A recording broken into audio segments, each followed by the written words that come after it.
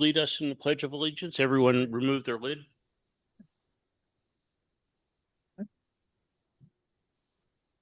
I pledge I pledge allegiance to the flag of the United States of America and to the republic for which it stands, one nation, under God, indivisible, with liberty and justice for all.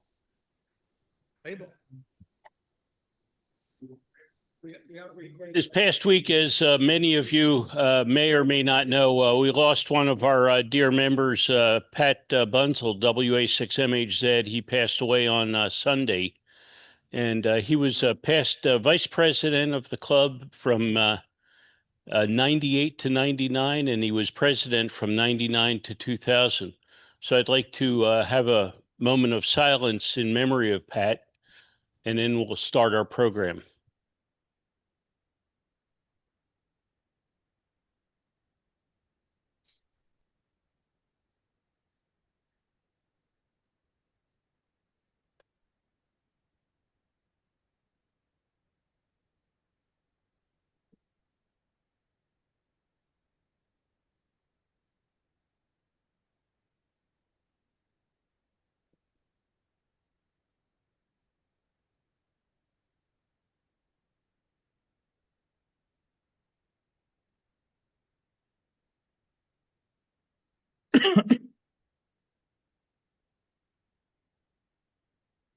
Alrighty. Well, Pat will be missed. I'd like to introduce Jose Castillo, N4BAA, who's our presenter tonight. Thanks for joining us, Jose. Absolutely. Thanks for having me. He's born in Salamanca, Spain, and was first licensed at age 12 in 1978. Made DXCC as a novice. Pretty impressive. Made extra class at age 14. Had his first CQ Worked All Zone Award at age 14. I'm 70, and I'm still working on that last zone. He 34 come along. 20 years in the Navy and retired in 2007. Without further ado, I'll let Jose get on with it. He's going to give us a presentation on the new Worked All Zone Awards program that he's taking over. Looking forward to it. Thank you very, very much. I appreciate it. Let me see where I got things going on here. Let's see if this works out. Can you see my screen as far as the CQ Worked All Zone presentation or not? Yeah. No.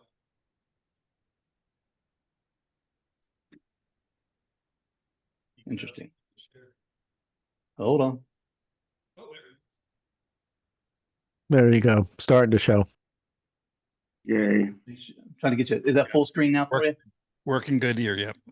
Oh, it sounds good. As long as I'm 5'9" or 5'99", which is my preference. Hey, first and foremost, thank you very much for inviting me. I've been looking forward to this all week. I've been on business travel, came flying in today and landed and flew here, kissed the XYL, had some dinner, and flew right back in here. So it's a little later here in the Eastern time zone, past my bedtime, but this is going to be well worth it. But thanks very much for the intro. Before I jump into the CQ Worked All Zone program is something that I have absolutely been passionate about for 40 plus years. Ever since day one, really, my mentor told me chase every zone on every band, on every mode. And it's like a 401k. There'll come a day where it'll all come to fruition and it will pay off in huge dividends. And here I am. So the CQ Worked All Zone program, normally someone interrupts me by now and says, hey, well, what about the magazine, right? Well, there's a lot of things that go into running a business. And the late Dick Ross did his very best to run it. And business owners are like husbands, wives, brothers, sisters, and girlfriends and boyfriends. There's good ones, and there's some that aren't as stellar, right? So we make decisions and we live by them. But with his health going down and subsequent dying, and with the issues that they had with the magazine, his wife has really given the okay to move forward with continuation of the CQ awards, not just the Worked All Zone awards. And I'm sure there'll be some questions about some of those. But I'm entitling this All Things CQ Worked All Zones and Don Quixote. and then some. I'll try to make it fun. I like to have fun every minute of the day, and we'll get on with it. I have had the luxury as well as the um, really the honor to be able to operate from other stations around the world. When I was in the Navy, it was a lot of fun, and it's something that I really have a passion for. So we'll see what we got going on here. So like I said, I was licensed at age 12. Um, my mentor was a CW guy, and that's kind of my first love, to be honest with you. I'm still proficient, probably over 50 something. Peaked around 60, probably when I was about 22 or so in the Navy, and just can't say enough about that. Said I am an addict. Sorry, there's really no self-help. There's no 12-step for getting me out of the CQ work all zone habit, and I'll just have to live with it for the rest of my life. I do chase every zones on every band, every mode, satellites and moon bounce included. I just got my 10-foot dish going for 23 centimeters about a week ago, and I'm happy to say I'm about 50 QSOs deep, 13 zones, 22 countries, and about 11 states. So life is looking good so far. So real briefly, the Workdoll Zone Award is really the second oldest award we have, so only second to the Workdoll Continents Award. Probably most people are most familiar with the 5-band Workdoll Zone Award. And to put it in perspective, in 1996, only 1,000 hams had this. Obviously, that was way before digital, right? And if you fast forward to 2013, 1,900 hams had achieved 5-band Workdoll zones. Now that's the basic 5-band Workdoll zone. And then through 2024, that ramped up to 2,600 plus. And as of today, there's actually 1,202 hams that have attained all 200 zones. Again, digital was a big plus to that and made it very, very possible for a lot of hams. So what's the big deal about the CQ Workdoll Zone Award? In my opinion, I'm happy to have this argument or debate. I really think it is the toughest DX award to earn hands down. And the reason I say that is you can have 100, 200, and even 300 DXCC countries confirmed and not earn one single Workdoll Zone Award. That's obviously because you had Zone 23 or 26 or something, or actually 23 is the tough one in this scenario. But that used to be a 200 number for me. And I met a ham radio operator last year who said, Jose, I've got 311. I still don't have Zone 23. I'm like, well, let me hook you up. So I gave Chalk JT1CO a text on his WhatsApp, asked him if he was available. He was not. He was on travel in the Pacific, but he was going to be home in 2 weeks. I hooked the ham up and he got his Zone 23. So we were happy to celebrate together. The Workdoll Zone Award, again, I keep bringing up digital, is difficult at best, but it's even difficult now on the low bands, even with digital. It's easier, no doubt, but it's still very, very difficult on 80 meters when we're talking about 5-band Workdoll Zone, and 160 meters is even another notch up from that. Now, the Workdoll Zone Award did have a huge uptick when digital came around. And obviously that was because it opened up a whole new world of opportunities for hams that did not have a 120-foot tower with mono banners on all bands, et cetera, et cetera. And again, the low bands, you did not need a 3 or 4 element Yagi or even a 2-element Yagi. You can do it with slopers.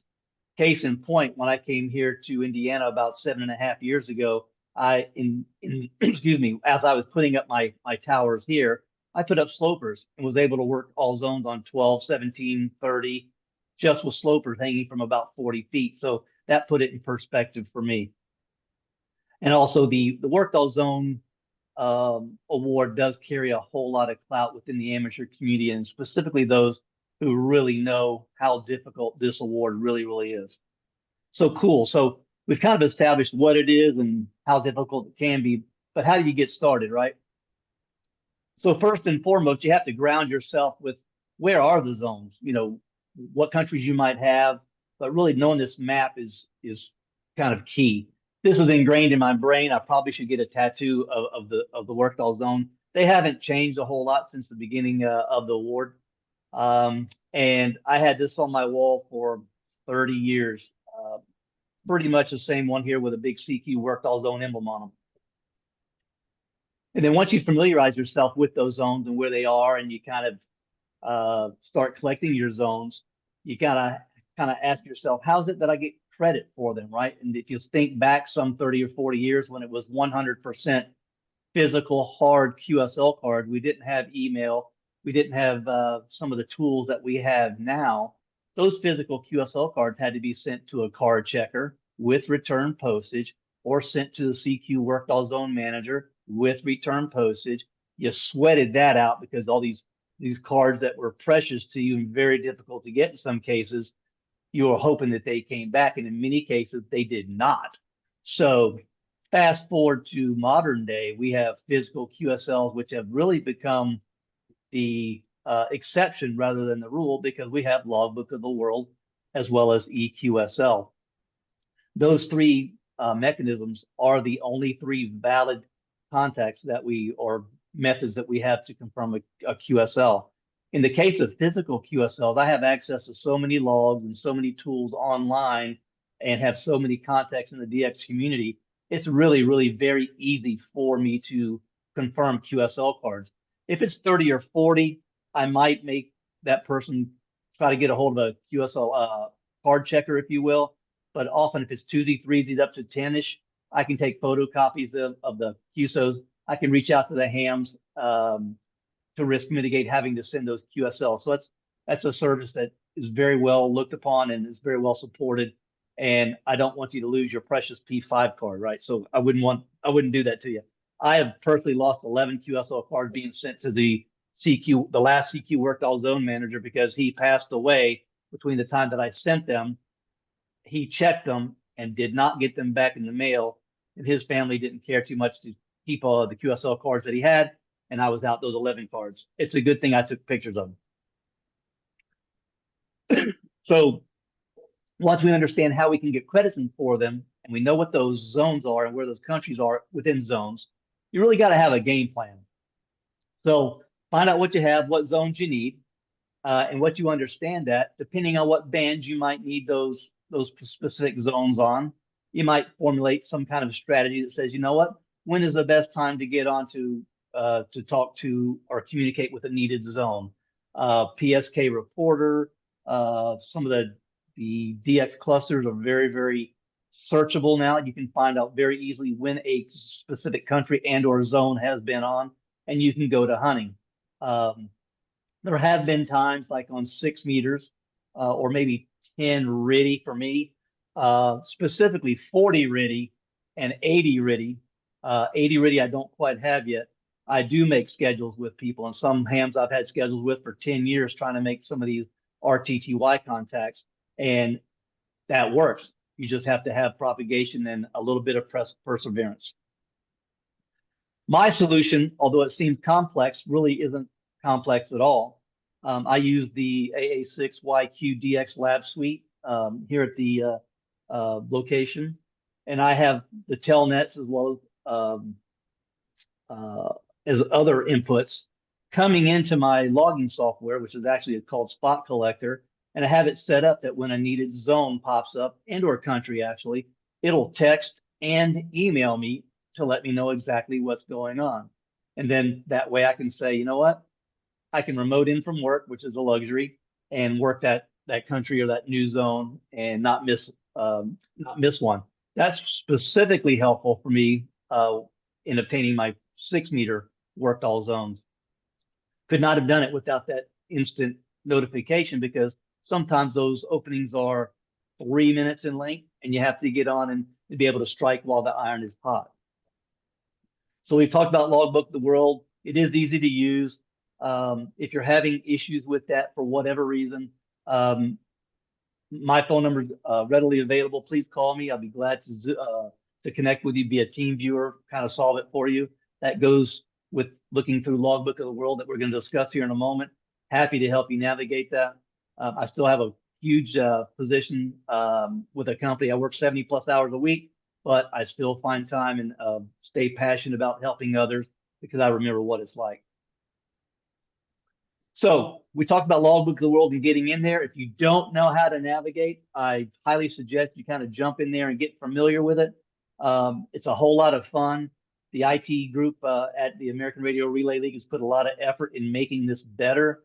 I'm not at liberty to tell you some new stuff that's coming, but look for it the next couple of months. It's going to be a game changer as far as awards for not just Worked Zone, but DXEC and some other things that we're working on. But Logbook of the World is your best friend. Learn to navigate it, etc. So if you kind of look on this page here, this is a common Worked Zone matrix that you get to when you navigate or log in and navigate to the Worked Zone section.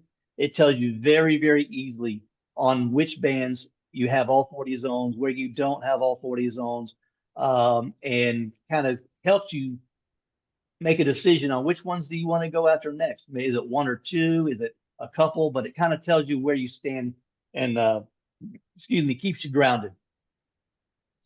Here's kind of an example when you can drill down and on this last page, if you clicked on that 20-meter digital, this next screen would open up and it would be very, very clear, even to the casual observer, that there's 3 missing zones there, 2, 12, and 36. And then you can come up with your strategy and go hunt those zones.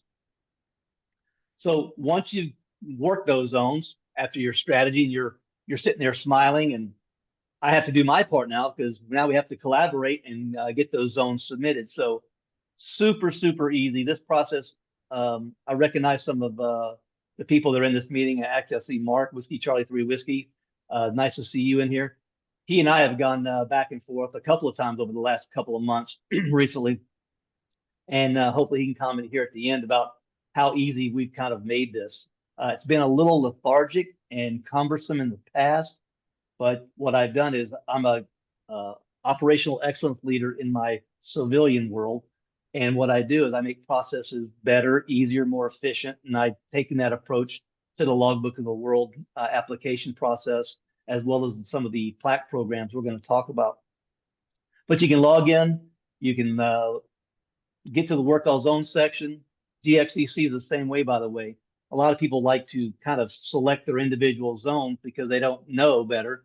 If you just click on the blue heading, Logbook of the World will automatically submit all the zones in this case that are applicable to that award. So if you're going after a 20-meter CW and click on the blue heading, it'll add your 20-meter CW credits, et cetera, et cetera. You'll instantaneously receive an email confirmation that your application has been submitted. And in parallel to that, I get an email notification that says, Ham such and such has submitted a Logbook of the World Worked Zone application. And I know that that's my visual and trigger really to jump in there. And I don't need the trigger because my standard work is I jump in there every morning at 5 o'clock and I spend about 45 minutes doing my standard work to make sure that people are taken care of in a very timely manner. Once I get that application, I process it. You'll get an email from me that says, congratulations, I've received your CQ Worked Zone application for whatever award. The application fee is X. And then once that's paid, I process it normally within 48 hours. You get a CQ Worked Zone award letter. You get a high definition PDF, which is very suitable for framing. That's a big change from the past. I will briefly say about those hams who are familiar with the way CQ Worked Zone was, so let's say 4 years ago plus. For the $12 application fee, you also received a hand-lettered paper certificate, which was done by Dick Ross's wife, Kathy. Kathy still does those letters by hand, but they do charge for them now. One of the biggest reasons was CQ was taking it in the shorts financially between $40,000 and $60,000 a year for every year that CQ was around, trying to kind of get the award out there, notoriety, et cetera, et cetera. That did work, but we did have to pull that off the table just because, number one, not a lot of them are ordered, believe it or not. The high definition PDF is very, very popular. And it's, like I said, it's very suitable for printing as high definition as it is. And every single person gets that now, regardless of their award. So I did mention the plaque program. Well, I did get permission before, about a year and a half before Dick passed away. it was my opinion when I took over, and this was kind of my dream job for 40 plus years. I jokingly said, hey, I would love to be that CQ Workdoll Zone manager one day. And 40 plus years later, it fell in my lap, and I couldn't be happier.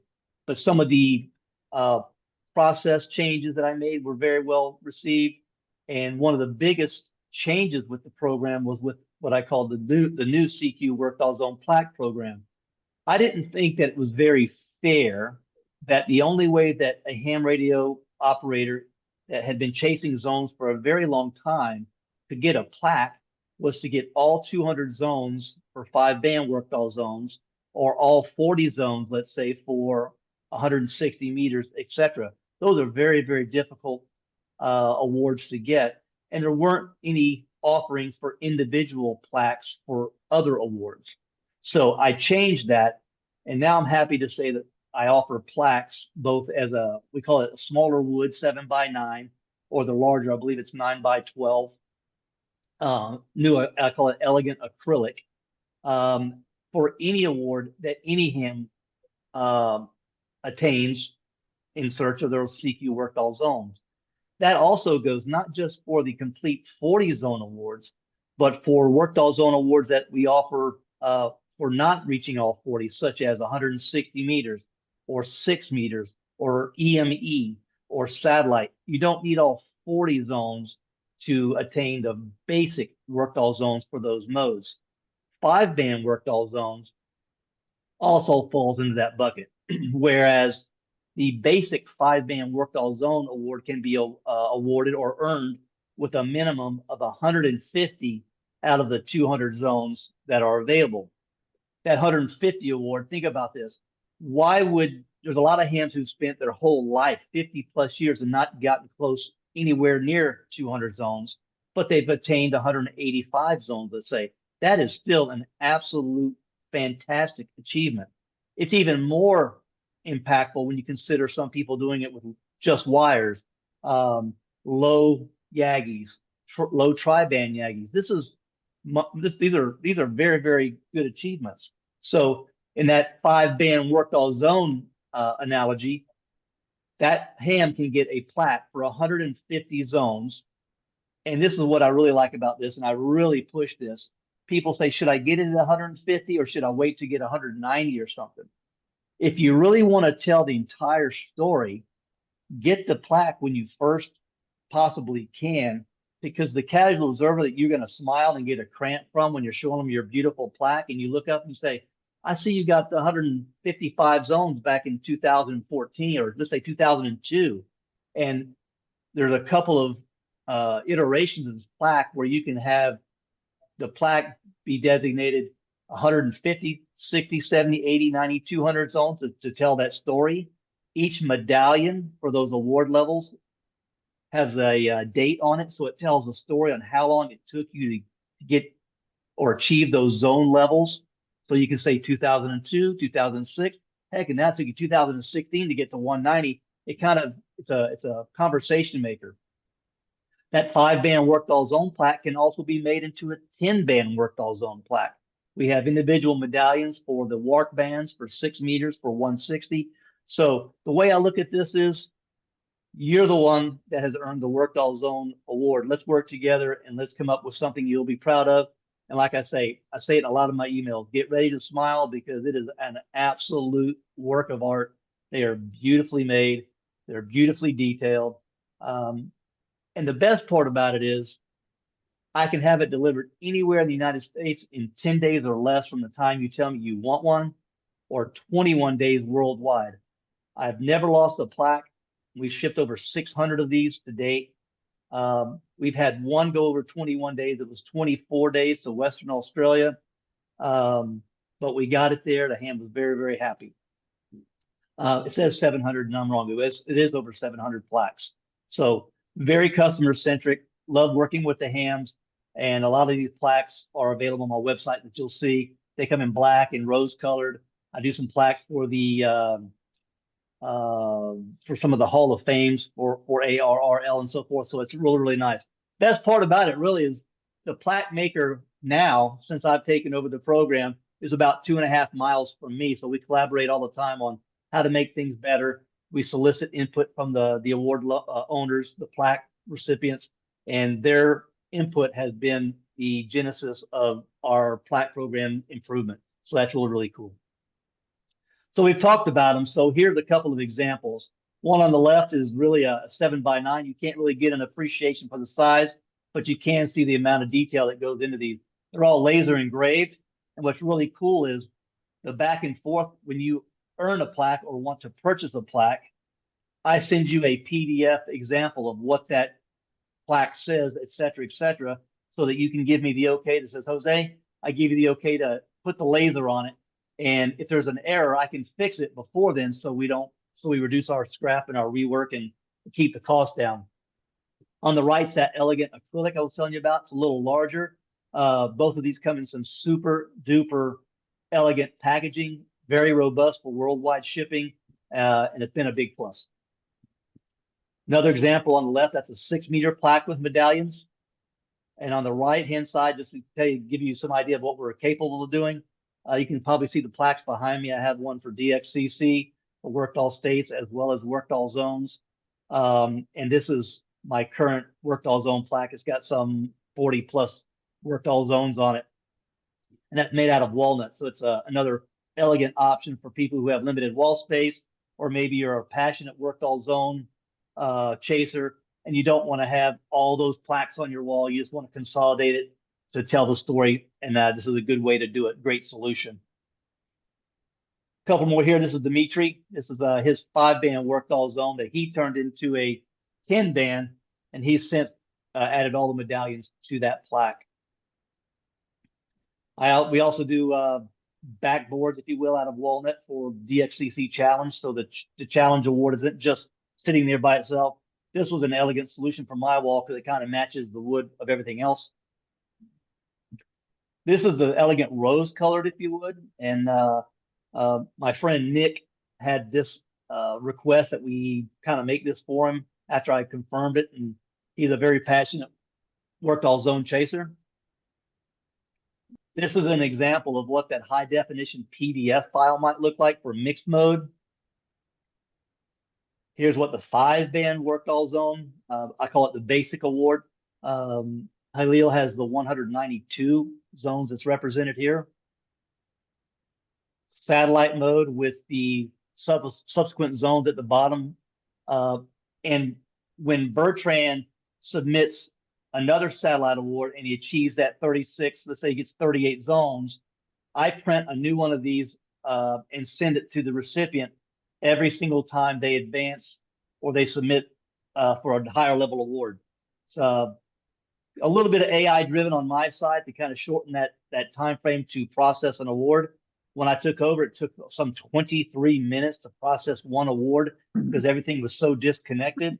And I've got that pared down to where it takes about a minute and 45 seconds or so per award, as long as it's not a 5-band Worked All Zone award. That takes about 4 minutes now, where it used to be 40 minutes. So a lot of improvements.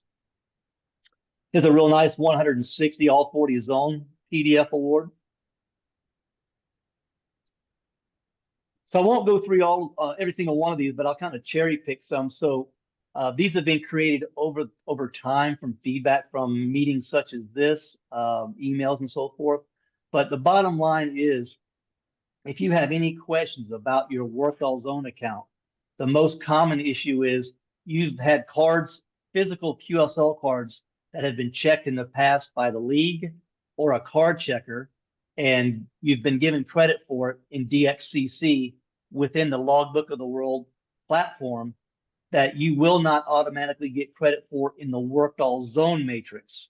If that is correct, just email me and I will do some modifications and I will manually upload your Worked All Zone credits so that we can reconcile it with your records and get you all even keel so you don't have a mismatch there.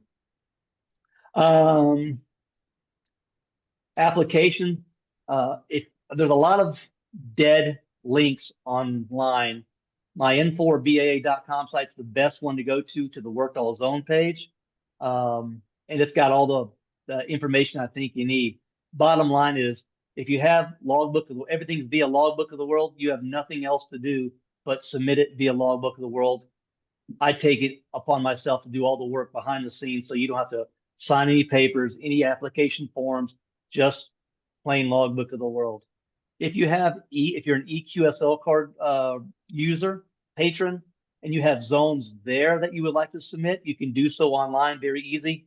Just go to the awards tab all the way at the bottom of the worked all zone, submit your tabs. I get automatically notified just like Logbook of the World, and then you will hear from me with the next step. Very, very easy. Again, if you have QSL cards, email me or call me, and let's figure out how to get that data to me so I can confirm them without you sending anything. Talked about the zones. You don't need all zones for some of the plaques. And then the bottom bullet probably a little bit important. Whether you're an EQSL user or specifically Logbook of the World, when you submit those zones and you click, let's say, on a 20 CW or a 10 meter RIDI worked all zone column to fill and submit those credits, at the end of the application process, in the notes or comments section, please put, hey, hi, Jose, this is for 20 meter CW or 10 meter RIDI, whatever it might be. ARRL it's not very intuitive when I get the application, what award you're going for. I can figure it out because of the matrix that I have. I can see what awards you had and figure it out, but it just adds a whole lot of processing on my end. And when I'm trying to streamline it on my side, that kind of makes it difficult. So if you can, just let me know and I would very much appreciate it. So part of the title was Don Quixote. So my impossible dream, if you will, is to work every entity in every zone on every mode. It's just what I do. It is an impossible dream, but it keeps me hunting every single day. So if you count the technology awards, I have 80 plus worked all zone awards. But the holy grails, we call it, for 80 meter RIDI is the one that I'm really lacking, and I'm really chasing that one, and I have been chasing that hard. When I got 40 meter RTTY, worked all zone number 2, by the way, which those plaques you saw earlier represented, it was it had been some 20 plus years after RTTY number, or 40 meter RTTY number 1 had been earned.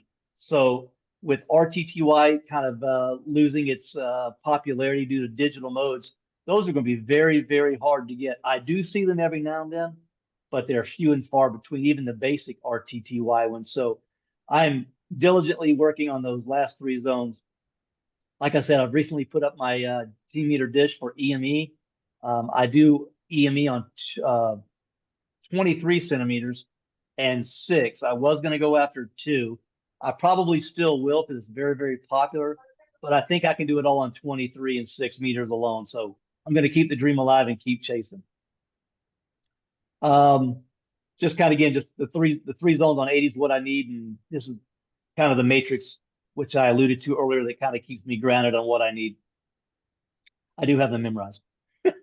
So at the end of the portion here, it's really my opportunity to say thank you to CQ for giving me what I consider my dream job.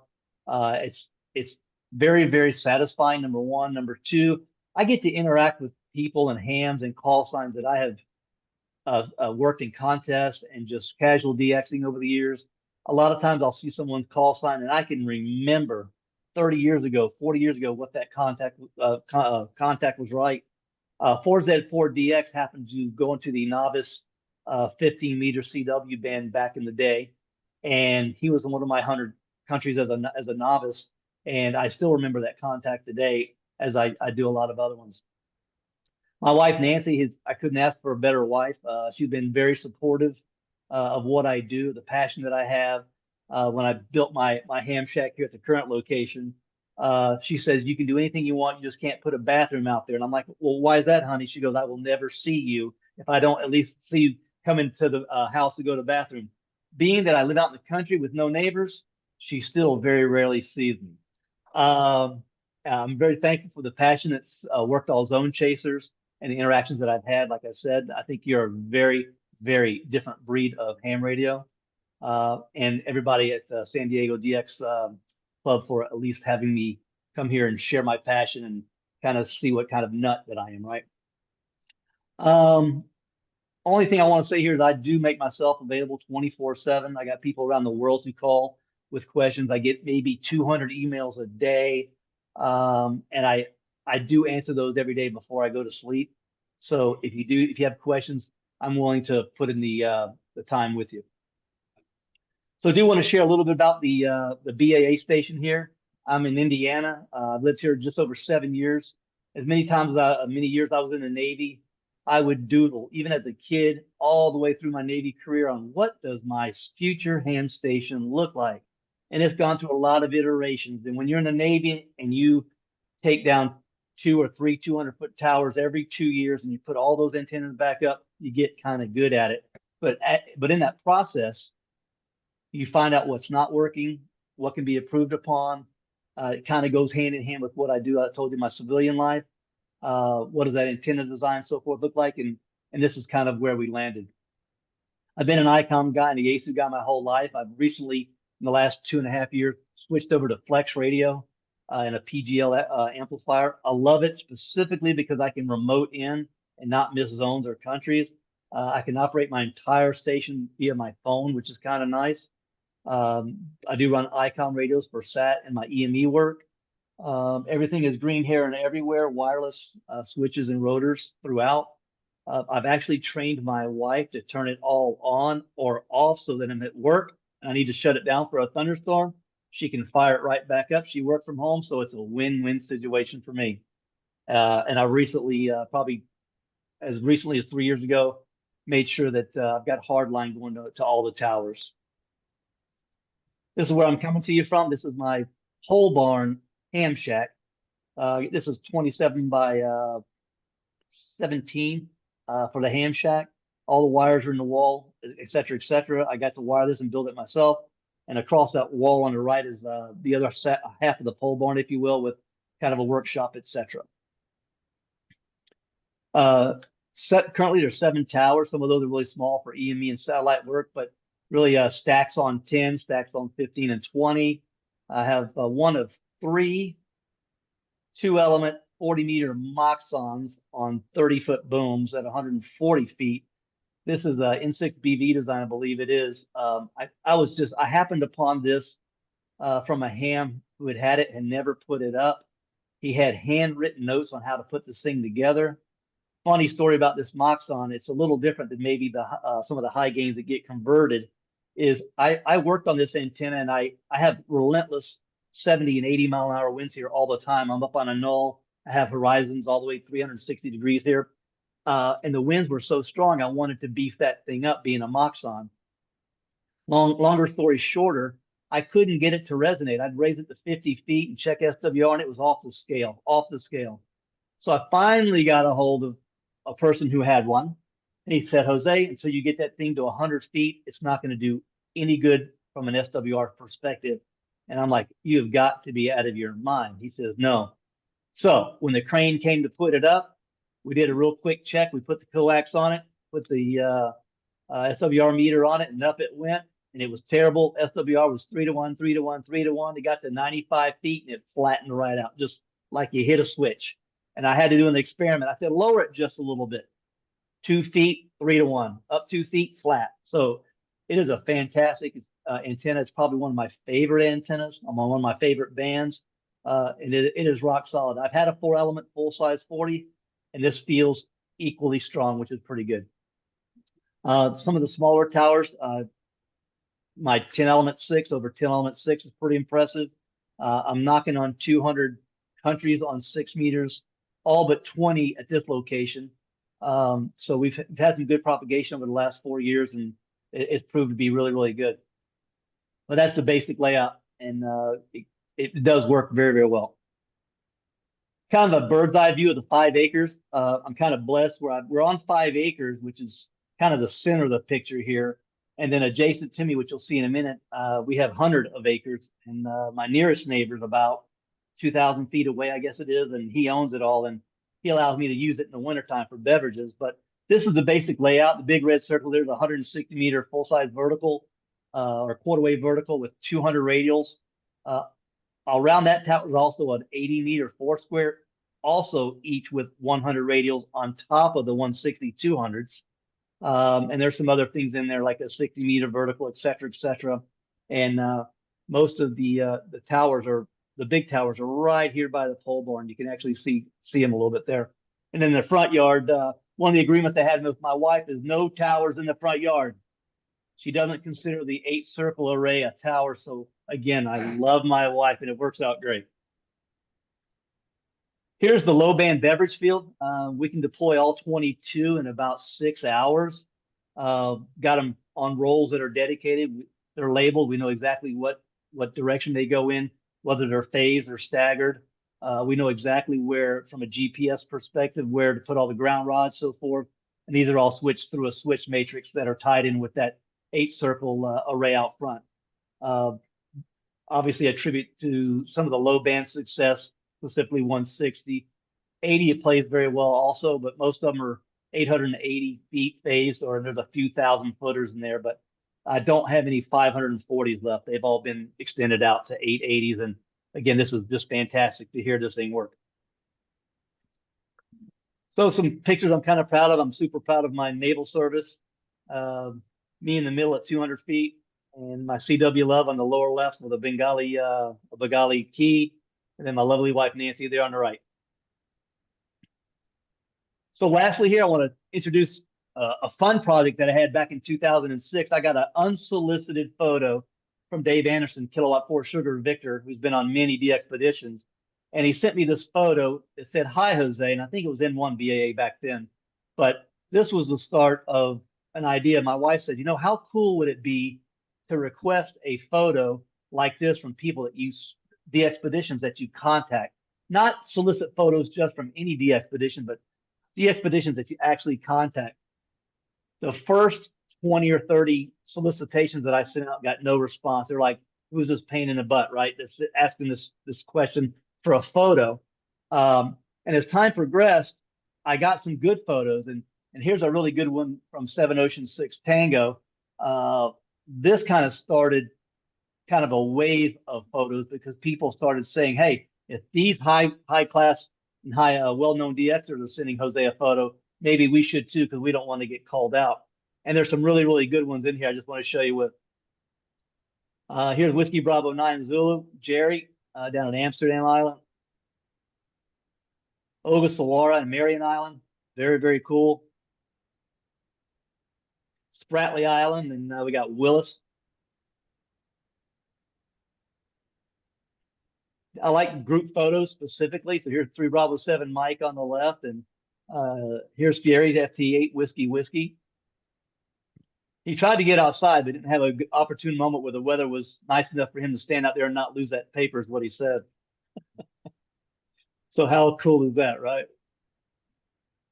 So that really is the last slide.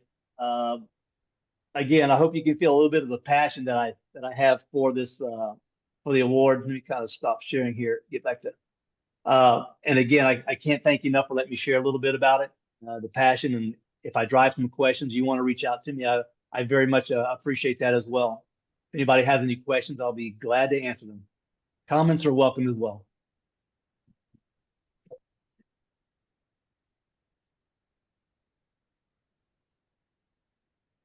I'll give Thanks very much. Oh, go ahead. I'll give There's Mark. I'll give a testimony. I got one of those beautiful plaques, and everything Jose said was dead on. He's pretty amazing guy. In particular, I was searching for one verification that I could not get, and JT1CO, and I've sent him. I needed that for my 40th zone SSB contact. I had 39 zones, and I had sent him multiple emails, and I mentioned it to Jose, and I think within 2 days he called back and he said, "Mark, your QSL card is on the way." And it was on the way, and I received it 1 week later. So when he says he'll help you, and I don't know how he does it with, he's still a working man. Most of us in this audience are retired. We've got a lot of time, this hobby, but I was just, it just blew me away because I had worked so hard to try to get that last zone QSL uh, for SSB. And so anyway, I, I'm ahead of the DX Marathon program, 62 years of ham, and I do it for the same, I know the same reason that Jose does it. It's a lot of work. It's a huge amount of work, but it gives one pleasure to give something back to a hobby that has been part of our lives since, for me, 12 years old, for him, 14 years old. It's just a good feeling to give something back and make other people happy and just enjoy what we have enjoyed for all these decades of just a wonderful hobby. So thank you, Jose. You're welcome, Mark. And I know it only took a week to get that card, but thank you for your patience.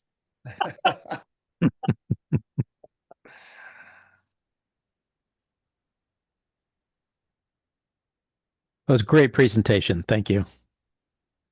Thank you, Glenn. Good seeing you, by the way.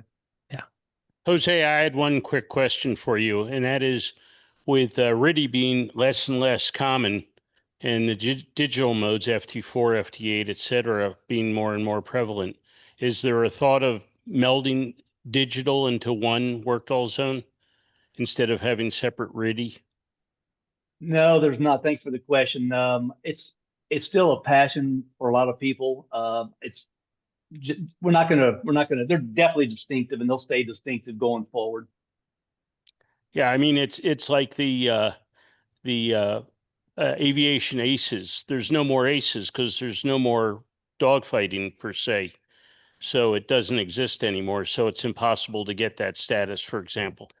Yeah, if that mode ever went away, I mean, I guess there could be some conversation. Not that I can see where that might be an opportunity, but right now there's still a lot of passionate RTTY contests where people are looking, for RTTY zones. The problem with that is if you need something, let's say on the low band, you're not going to work them during the contest, right? You need to have that dedication, which is kind of part of the bird doggy, if you will. So some people don't think it's kind of fair if you call somebody up and say, hey, Zhao, BG0GAU, can you get on? I need zone 23 on 40-meter iridium. He's got a great station, but that's okay.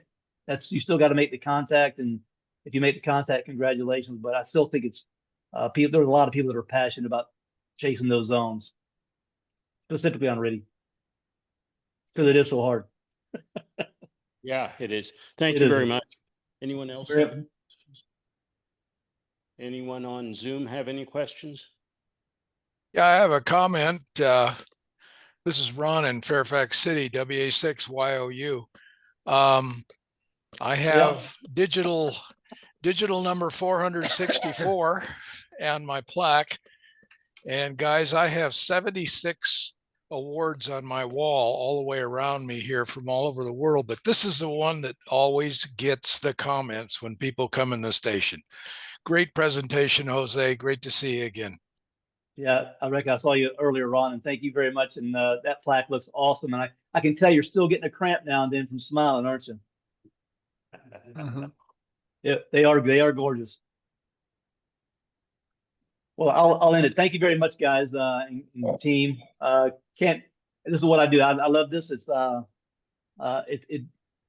like Mark said, it's a definite way that we give back. It gives us a lot of pleasure to do it. And again, can't say it enough. If you have any questions at all, please shoot me an email, ask for my phone number, whatever it takes.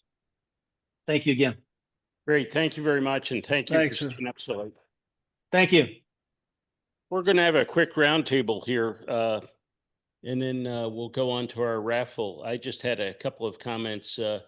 One is that the CQ Worldwide sideband contest is this weekend, and I encourage everyone to operate if they can.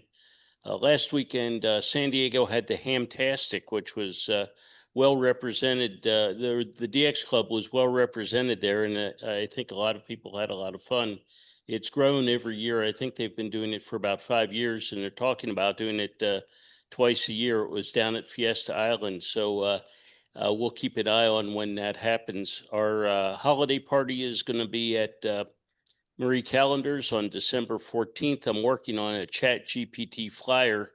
The Chat GPT was down for a day with the Amazon Web Service outage. So I hope to have it by the end of the week, and I'll ask Bob Farkley to send it out as a mass send to everybody. That's it for me. Over to you, Bud. But 86BH, really nothing to report. Yeah, Bob, W6ACU band conditions have just continued to be fantastic with a minimum number of disruptions. And been a little disappointed in the 6-meter trans-equatorial. Got a couple new calls, but it hasn't been as hot as it's been in the past.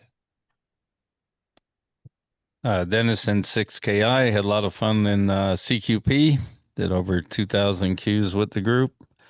And we'll be looking forward to doing sweepstakes in November, because we won't have a club meeting in the November, December per se.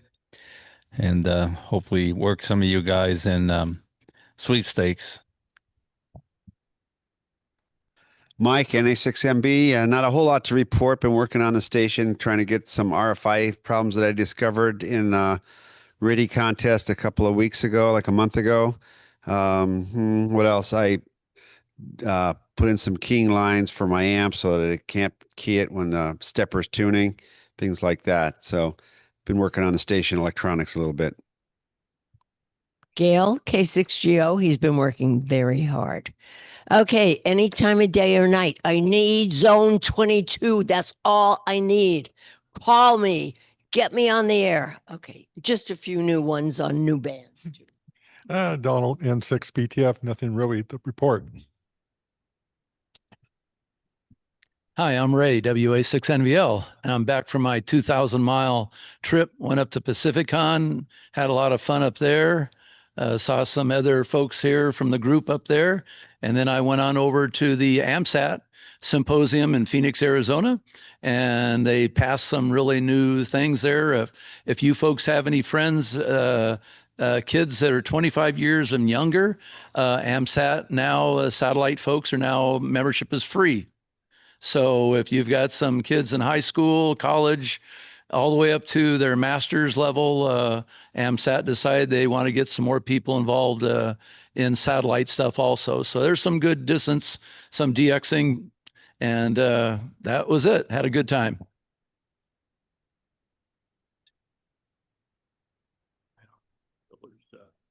Oh, I actually asked before. He's asking if anybody is aware of Harv Heller's tilt plate. And we talked about that right before the meeting. Anyway, so no, we covered it. Did you want me to mention the park December party, not necessarily a meeting? Or you want to skip it? You can mention. All right.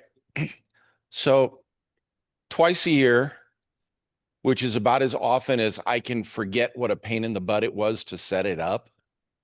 In June and December, I usurp the park club meetings, and we bring in a whole bunch of test equipment, and I encourage all the hams, members or not, to come in.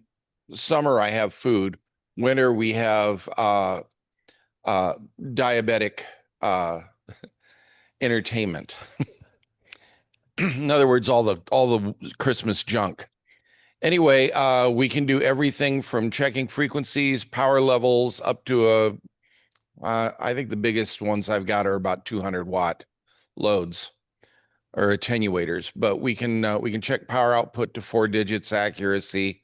I have a new 12-digit frequency counter that's GPS regimented that will tell me the frequency to within 12 digits. So if you want to know if you're on frequency, if your radio's correct, we can find that out. Bring whatever you want and a request on what you want to check. I realize most of you guys' antennas are a little big to be dragging in there, but there will be network analyzers there. There will be TDRs if you want to check coax. There'll be pretty much anything electronic. So that's the first Wednesday in December at the Harding Community Center in Carlsbad.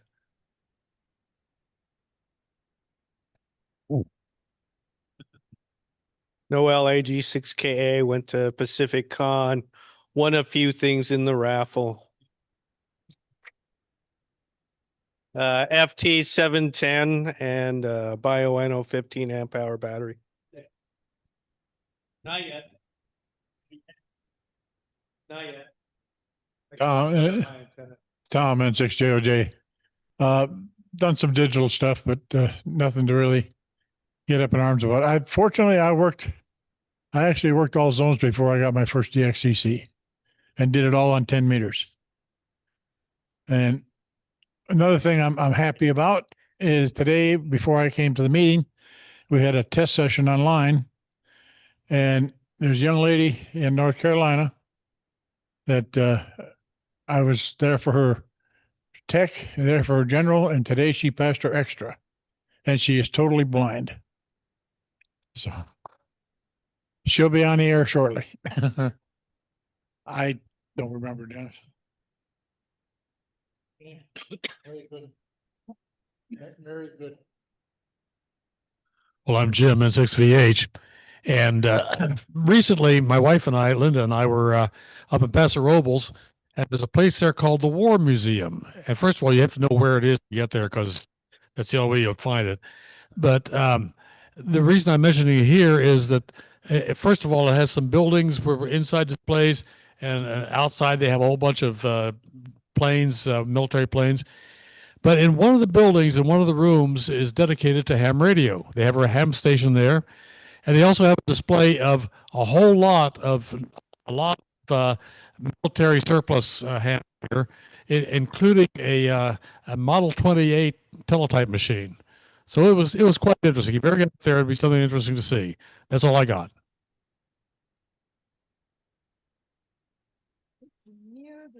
Near the airport. Right.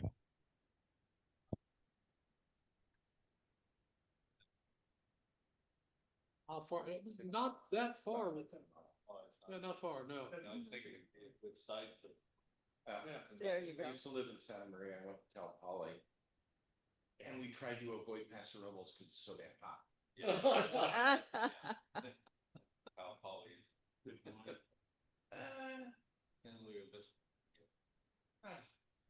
So you're one of our newer members.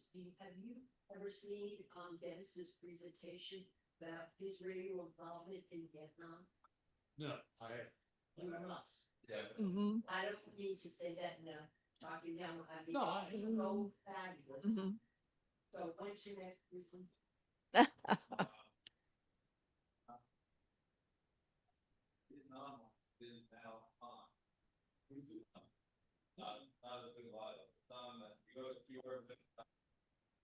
We can't hear what's going on.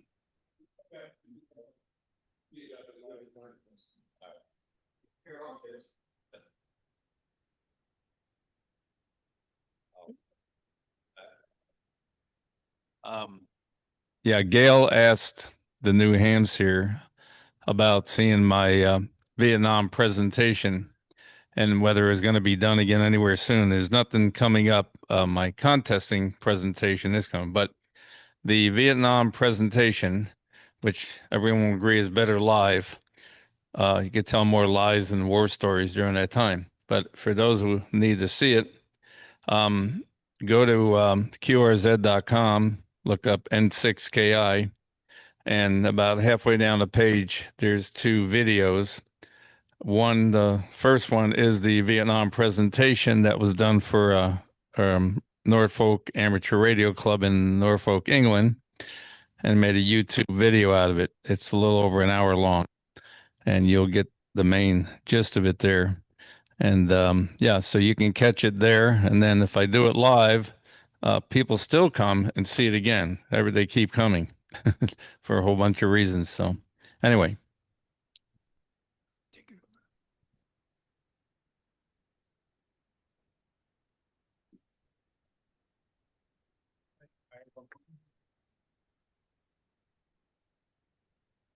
Since you mentioned Vietnam, many years ago, I had a QSO on RTTY, one of my longest right Jews ever, matter of fact, with another ham who had been stationed in Vietnam at a communication station up on a hilltop.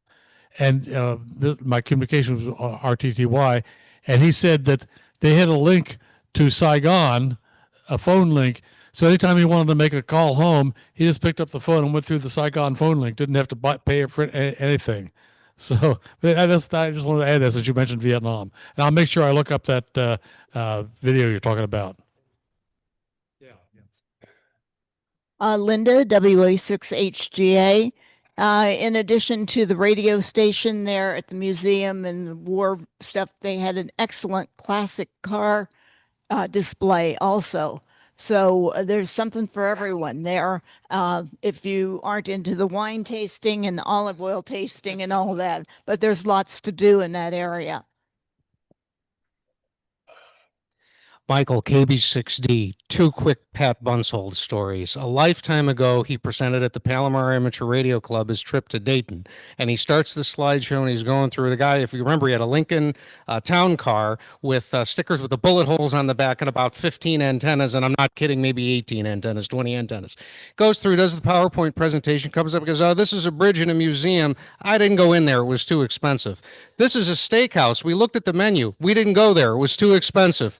On and on it went with all these places he had slides of, but he didn't end up going in. But White Castle, apparently he hit every White Castle across the United States. Second story, I walk into HRO one day and I come at the time of year, right? The Christmas tree is decorated only about halfway high. I walk over and I go to Joe. I go, Joe, what is this? The Christmas tree is only decorated only about halfway high. He said, yeah, Pat doesn't like to stand up, so he decorated it sitting in a chair and just finished. And that was it. Jim, T6SMT, no activity. Thanks. Jerry, W6 Callion. Oops. And let me get this. No activity for me. Steve, K6RSH, I still haven't got Madagascar or India, but I'm trying. Okay, great. We'll go to the online people. Let's see, Bruce, AG6X, are you there? He must have stepped away. No, had the double mute going, had to unmute. Oh, great. Good meeting tonight. Great presentation. Not a whole lot of activity outside of doing my digital stuff while my work days are going on, and wish I could be there with you folks this evening, but I am QRV in Arizona currently for another week. Oh, great. Jim, K6ZH. Good evening, everyone. Joan and I are heading for Churchill, Manitoba on Friday to hopefully see polar bears for a week or so up there.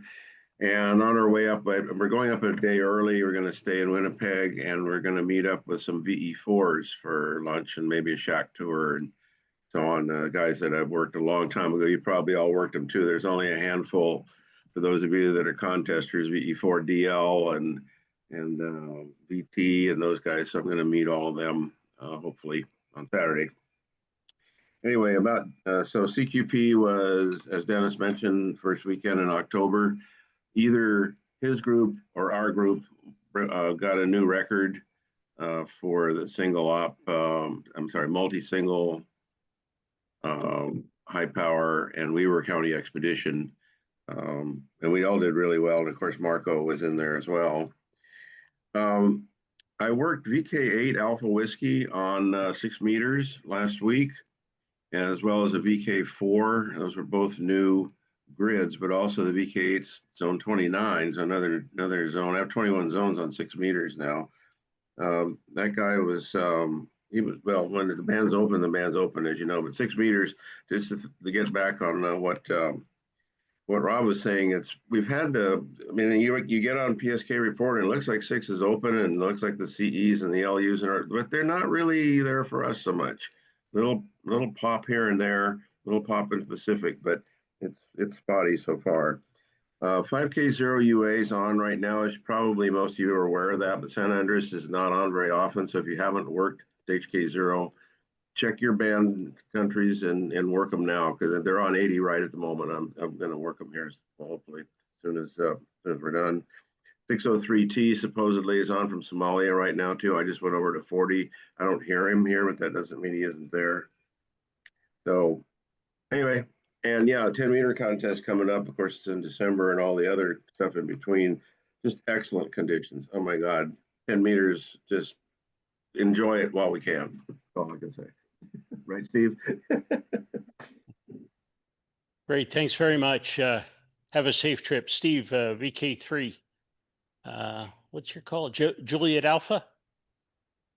Is that your call? Yeah. NF6. Yeah, NF6 Victor, too. I'm Yeah. proud to still have that call in there. Okay, good. Got to remember to renew it, though. So I don't want to ever lose it. Hi, everybody. Gail, I wanted to show up and make sure you know that I get your emails, and I wanted to get here today. I'm a late arrival. I only got here about 10 minutes ago. We had some issues I had to take care of this morning, so I missed the whole show, but I wanted to say hi to you all. And a special hi to Danny. Can you see me there, Danny? Yes, sir. That's you. That's really nice to see you, Danny. You and I used to have a lot of time together, a lot of rag chews and eyeballs, and it's just nice to see you. I'm planning what I'm going to call a farewell tour of my life. Next year, I'm going to be 80, and I think I'm going to come back to the U.S. and spend a couple of months driving around the country, seeing family, and I want to catch up with a lot of you when I'm back there. And Danny, you're on the list. I want to see you. And I'd love to know what's the rest of that 160 gang, if they're still around. Too much to talk about here, but anyway, we can get into that later. Anyway, Mike and Gail, thanks for inviting me. And Jim, I'm going to write you an email about 6 meters because I haven't been active on that at all since we were fooling around, you and I, trying to get together. And I got some questions about the software. I'll write you an email. We'll talk about that. Anyway, good to see you today. And Okay. Dennis, nice to hear your voice and see what you're doing out there. And I'm looking forward to an eyeball with you when I get back there too. I don't know what to talk about operationally here. We're at the end of the winter here. It's still cold outside and windy, and we had 70-mile-an-hour gale winds here this last week. So I've been doing antenna maintenance out there and dreaming of San Diego. I'm dreaming of palm trees and Mexican food. And I'll tell you, you talk about White Castles got me drooling too. I was raised in Minnesota, so I know all about White Castles. Anyway, sorry about Pat. I had spent a lot of time with him, and I sent some pictures over that some of you have seen. So anyway, sorry to lose him. That's it for me. Thanks for letting me sit in. Great. Thanks very much for stopping by. And the presentation will be on our YouTube channel, so you can pick it up if you'd like to see. Great. Yeah, well, Ron, I'll do. okay, Thank good. you. Ron, WA6YOU, how are things in Virginia? Oh, winter's just starting down in the 40s tonight. And anyway, what I wanted to say is I know exactly what Gail's going through with that final zone. I spent about 8 years trying to get zone 19 and finally got it confirmed with a QSL. Took quite a while. Everybody here in the East Coast, all my friends at the Vienna Wireless Society are chasing 603T. He's been on a lot, but the pileups have just been totally absurd. So I'm going to probably wait till the end of the de-expedition. I finally made the honor roll. I have all 331 confirmed now. I just got to fill out the paperwork. And guys, I just redid my QRZ page. I'd like you to all take a look at it. Danny, good to see you again. Danny and I went to Radioman School back in '68. I'll see you guys next month, and take care. We're not going to have a meeting next month or December, so we'll see you in January. Roger that. Okay. Danny, you're up next. Good to see you. Yeah, likewise, Rob. Nice to see you got a pretty nice group there tonight. I would have liked to have been there, but like I said last month or the month before, my night driving, I don't really trust myself. So for that reason, I'm staying at home and using Zoom. But anyway, nice to see the presentation. I enjoyed it there from Jose. And and of course, seeing everybody there. So other than that, I haven't worked a whole lot. Really, just my buddy in Wisconsin on 10 meters. we chat each week, and that's pretty much my sense of the radioactivity. Because for that reason, I have a 3-year-old that sleeps right next door to my radio room, and I've got a rather large family, living with me here. I got a paraplegic granddaughter. I think I told you a few months ago when I checked in, I lost my daughter in June, died of a heart attack, and that I had no knowledge that she had heart problems. Anyway, long story short, is trying to adjust to life and the problems. I had sciatica, and I still have flares of that, but it's pretty much under control. But nice to see everybody, and hopefully I can make the Christmas gig there. Back to you, Rob. And signing off, WB6FWS. Great. Well, thanks for stopping by, and I'm very sorry to hear about your daughter. I did not know about that. Stay well, and we'll see you soon. Brian, you're next up. Well, good evening, everyone. I have nothing radio-wise to report, but I would report that I did get to meet Megahertz up at his place there. Several of us went up to see him and talk to him.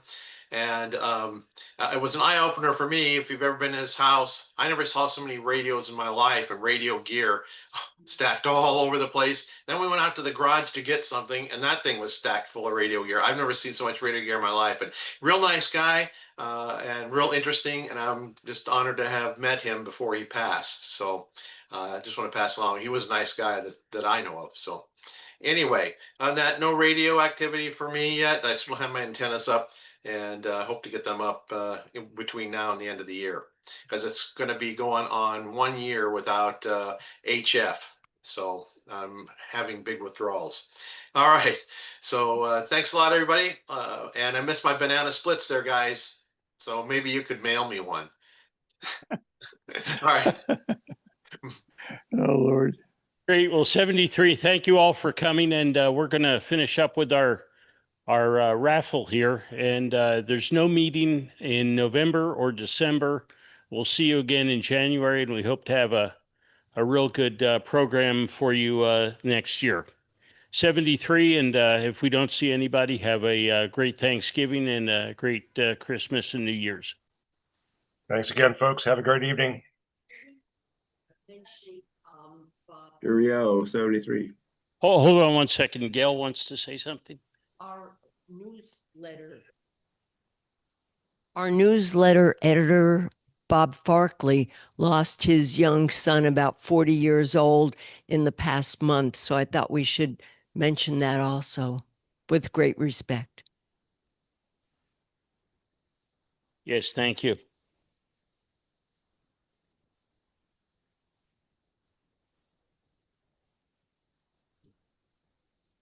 Oh, yeah, it's right. And to those who were asking about Castillo and Santa Maria, it shows here on Google for 1 hour and 4 minutes north of Santa Maria is Castillo. 60 miles. About 60 miles. Yeah, that's the exact name of the place. Name of workplace. World War II. Oh, yeah. You want to draw the first ticket, Rob? By the way, is Mark, are we voting on Mark for membership? Yeah, well, we don't have his application. We can Okay. vote on it. Well, we could wait. Yeah, but I gave him his money. Remind me of what you. Do the vote. KF6 WTN. WTN, so this is KF6. Remember, we have to have a secret vote. Oh, yeah, secret vote. Remember the secret vote? Well, if he's paid his money and we've got, everybody's here. It's okay. Why not just Maybe we vote? should just- Okay, well, All in favor?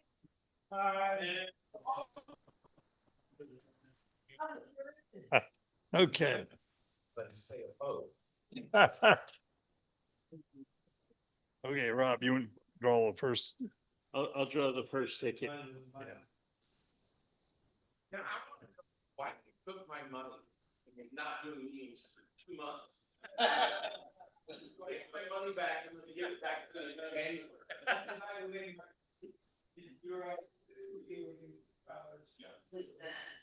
And first. Oh, yeah, it's right by the airport. I've been there. Okay, first ticket number is 093. Got 093. What was it? 093. Somebody right there.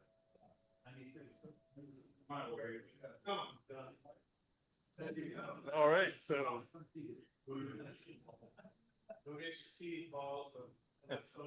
Take a ticket one way by so I can. I'll read the next one. Right there. Okay. The next ticket is 102. 102.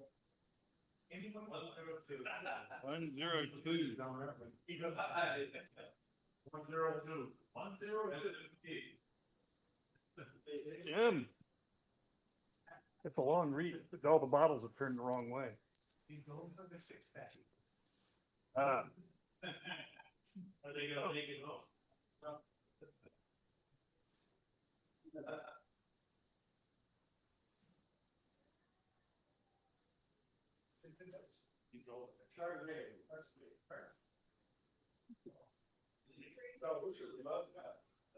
Zero 94. 94. 94. I guess since I draw, I go around the table, around the room. It's easy to. Right.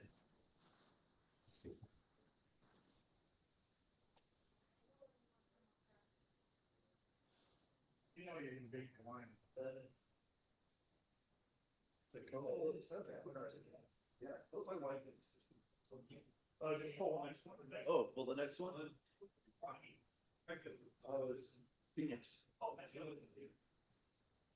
Number 102. Did you like the simple plan? Yeah, it's the first time I've ever. You've been there before, haven't you? Yeah. 14 years. Oh. What I liked about was AMSAT, though, major changes are coming. Really? I used to be a member of there when they were doing TAP. 092.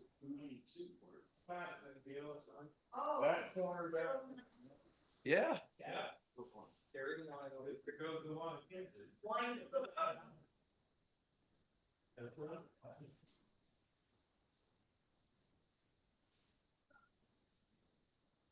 For all the next. No.